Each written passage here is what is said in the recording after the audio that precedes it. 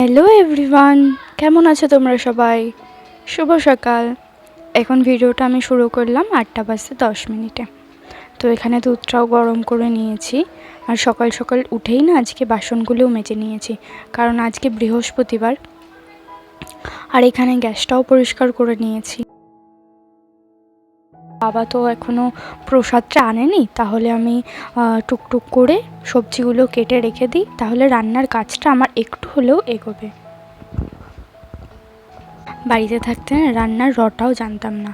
মার যদি কখনো শরীর খারাপ হতো না, তাহলে শুধু ডাল ভাতও মানে বলা যায় না, সেদ্ধ ভাত বা এই রকমই কিছু রান্না করতাম। আর যখনই রান্না করতাম তখনই ডিম, কারণ ডিমটা খুবই করতাম।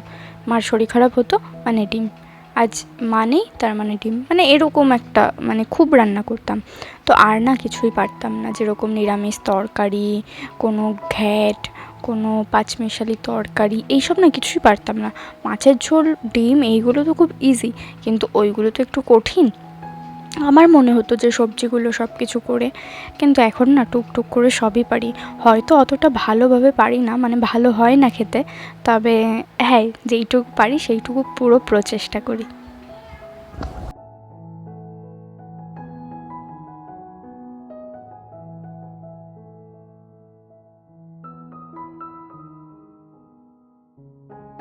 তেমন কিছু আর রান্না করব না, পুঁই শাক দিয়ে আলু দিয়ে একটু ওই কী বলে ঘ্যাট করব, আর পনির এনে দেবে হাজব্যান্ড, তো ওই পনিরই করব।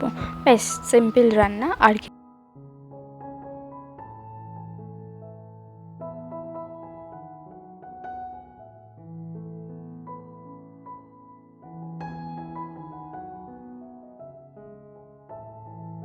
না সেম এনার্জিটা না থাকে না। যেরকম বৃহস্পতিবার আমি সকাল 7টার সময় উঠে গেছি, অন্যান্য দিন মনে হয় কি যে 8টার সময় উঠি, আর একটু ঘুমোই। খুব লেট করি না, তবে এখন চেষ্টা করি সকাল সকাল ওঠার একটু। কিন্তু অনেক রাত অবধি যেহেতু জেগে থাকি, যেহেতু অনেকটা রাত হয়ে যায় ঘুমোনো, তো তার জন্য না সকালবেলা একটু দেরি হয়ে যায়। তাই এগিয়ে নিচ্ছি কী খেয়েছি না খেয়েছি, মানে ধরো মাছ মাংসর যদি ছোঁয়া ছোঁয়া থাকে, তো বৃহস্পতিবার যখন নিরামিষ খাবো পুরোটাই আমি চাই, মানে চেষ্টা করি যাতে সব কিছু একটু ধুয়ে মাজে নেওয়ার।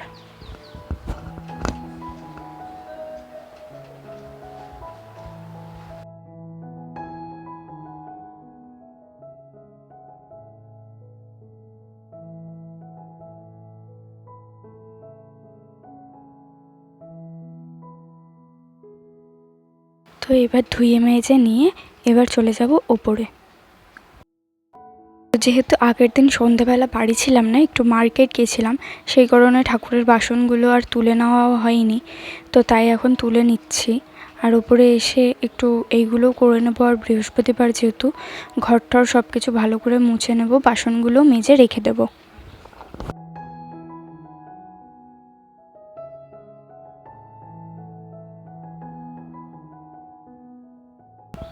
তো এখানে ঘরটা ঝাড় দিয়ে নিচ্ছি। জানো তো, তোমাদের সঙ্গে একটা ঘটনা তাহলে শেয়ার করি। ছোটোবেলা থেকে এত বড় হয়েছি, এখন আমার 20 বছর বয়স। 20 বছর বয়সে না আমি কখনো কেক কাটিনি। বিয়ের পর ফার্স্ট আমি কেক কেটেছি 2023-এ, যখন আমার বার্থডেটা হয়েছে। আশা করি তোমরা সব ভিডিওটা দেখেছো। সেইবারই আমি ফার্স্ট কেক কেটেছি। তার আগে আমি কখনো কাটিনি, মানে কবে কেটেছি আমার ঠিক মনে নেই, শুনেছি বাবা মার মুখে। আর বাড়ির লোকও বলে যে যখন নাকি আমার 5 বছর বয়স, অনেক বড় করে যখন আমার বার্থডে করেছিল আর কি, আয়োজন করেছিল বাড়িতে, কেক এনেছিল, বাজনা করেছিল, মাইক এনেছিল, প্যান্ডেল করেছিল, অনেক লোকজন ইনভাইট করেছিল, তখন না আমার প্রচণ্ড পরিমাণে জ্বর চলে এসেছিলো। সেই জ্বরে আমি বিছানা থেকে উঠতেও পারিনি, কেকও কাটতে পারিনি, আমার মা একটু আমাকে পায়েসও খাওয়াতে পারেনি। তো তারপর থেকে আমার সেইভাবে কোনো রকমভাবে বার্থডে কখনোই হয়নি। বিয়ের পর ফার্স্ট টাইম আমি কেক কেটেছিলাম, সেই মজাটা যে কী আমি বলে বোঝাতে পারবো না। মানে ওরকম একটা ফিলিংস লাগছিল আমার যে এত বছরে, মানে এত বড় হয়েও আমি যেই জিনিসটা করিনি, মানে কেক কাটিং। এবার যখন বাড়িতে আমাদের যেহেতু জয়েন্ট ফ্যামিলি, বাড়িতে অনেক মেম্বার, তো তো সেখানে সবাই যখন কেক কাটিং করতো, বার্থডে করতো, বান্ধবীদের যখন বার্থডে সেলিব্রেট হতো, আমরা যখন বান্ধবীদের কিছু টাকার জমিয়ে বার্থডে সেলিব্রেট করতাম, সারপ্রাইজ দিতাম, তখন না মনে হতো আমাকেও কেউ দিক। কিন্তু আমাকে এই কারণটার জন্যই কেউ সারপ্রাইজও কখনো দেয়নি, আর কখনো সেরকমভাবে স্পেশাল ফিলও করায়নি। তো ফার্স্ট টাইম 2023-এ আমার বর আমাকে খুব স্পেশাল ফিলও করিয়েছে। আর আমি না সেইবার আমার কোনো রকমভাবে শরীর খারাপও ছিল না, কোনো রকমভাবে কিছু ছিল না। তো হতে পারে আগেরবার ওইটা একটা হয়ে গেছিলো, মানে ছোটোবেলায় 5 বছর বয়সে যখন হয়ে গেছিলো, সেটা নিয়ে ধরে থাকলে আর কি করে হবে বলো।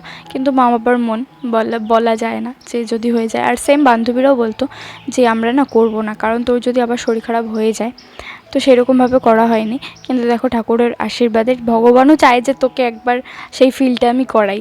তো তার জন্য 2023-এ এসে সেই ফিলটা আমাকে করিয়েছে।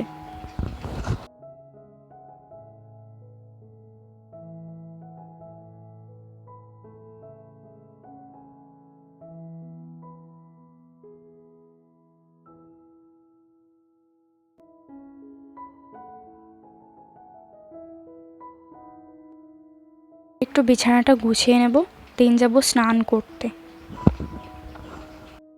উপরে চলে এসেছি, এবার জামা কাপড়গুলো মেলে দেবো।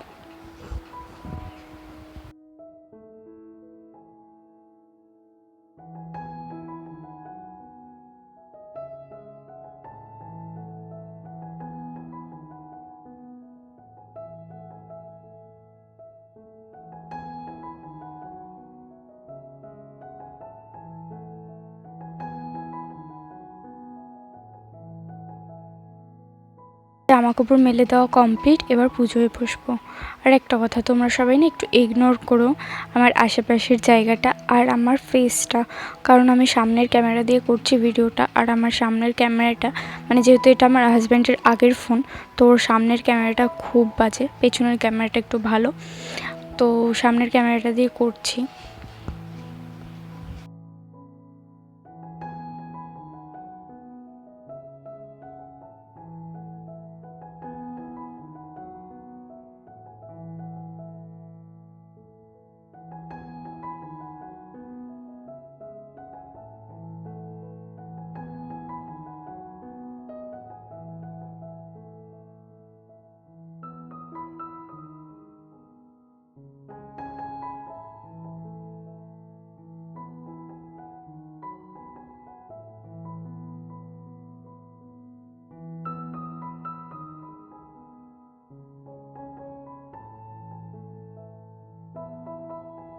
আমি এবার ঘরটা বসিয়ে নেবো। আমি না তেমন আলপনাটা দিই না, আর এই ঘরের সামনে আমি দেখেছি আলপনা দিলে না আলপনাটা ঠিক উঠতে চায় না, অনেকটা ঘষে তুলতে হয়।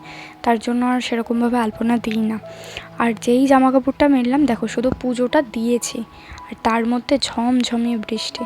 ভাবো, জামা কাপড় থেকে জলও পড়েনি, তখন যদি এরকম বৃষ্টি শুরু হয়, আবার জামা কাপড় মেলবো, আবার তুলবো, এই করতে হবে। আর দেখলাম যে একদিকে রোদও রয়েছে, একদিকে বৃষ্টিও হচ্ছে, তাও জামা কাপড়গুলো না তুলেই নিলাম। ভিডিওটা না এই পর্যন্তই। বাই বাই, ফিরে আসছি একটা নেক্সট ভিডিওর সাথে।